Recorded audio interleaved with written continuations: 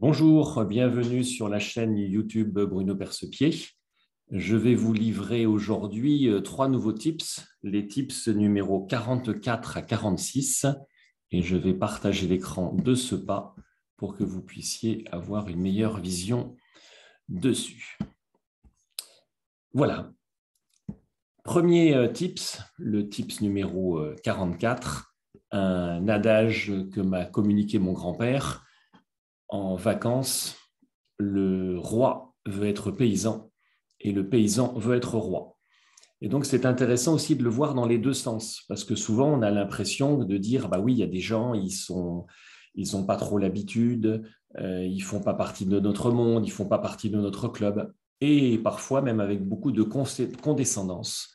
Voilà, certains collaborateurs ont une tendance à juger et à montrer par leur regard un jugement plutôt dédaigneux envers certaines personnes qui, soi-disant, ne feraient pas partie de leur club. Je ne reviens pas dessus, vous avez suffisamment d'exemples vécus, que vous soyez client ou que vous soyez de l'autre côté de la barrière. Je veux revenir aussi sur le roi veut être paysan. Alors évidemment, tout est une question d'équilibre, à bien doser. Voilà, ce n'est pas parce que c'est le roi qu'on va lui taper sur l'épaule, sûrement pas. Par contre, voilà, si on donne trop de distance en fonction de la personne, eh bien, c'est aussi important que la personne se dise, bah voilà, écoutez, moi aujourd'hui, je suis en vacances, je suis à la plage, je suis en maillot de bain. Voilà, donc oui, le respect, l'élégance, avec toujours aussi cette pointe de convivialité qui est aussi nécessaire. Tips numéro 45. Un objectif que je vous propose en management, où parfois on a tendance à donner 50 objectifs à ses collaborateurs et souvent c'est too much. Et il y en a un que je trouve particulièrement efficace et affûté parce qu'en une seule phrase, il résume beaucoup de choses. Connaître, comprendre, maîtriser et appliquer ces standards et procédures de service.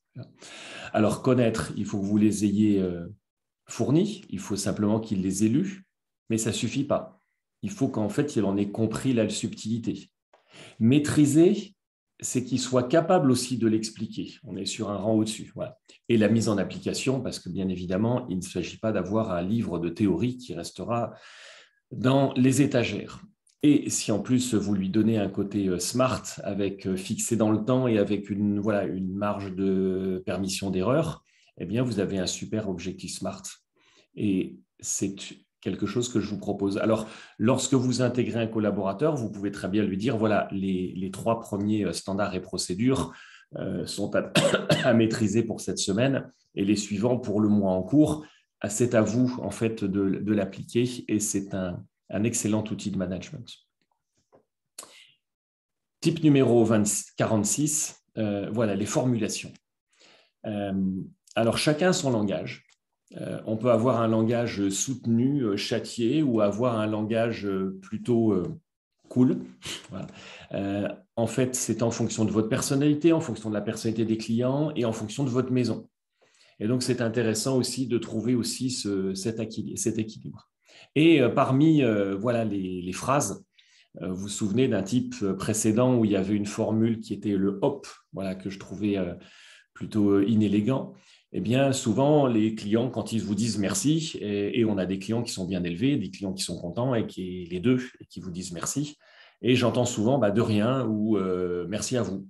Et je trouvais que voilà, ces formules, elles manquaient d'élégance. Alors, c'est à vous à trouver vos formules, hein, parce qu'il n'y a pas une formule qu'il faut singer ou répéter comme une récitation quand on était petit à l'école.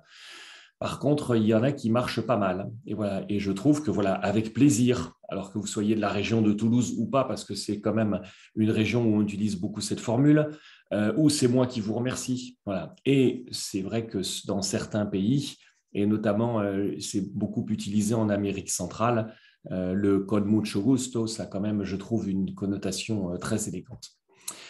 Voilà les trois tips que je voulais vous livrer et je vous dis écoutez à très bientôt pour la suite de nos aventures. Merci.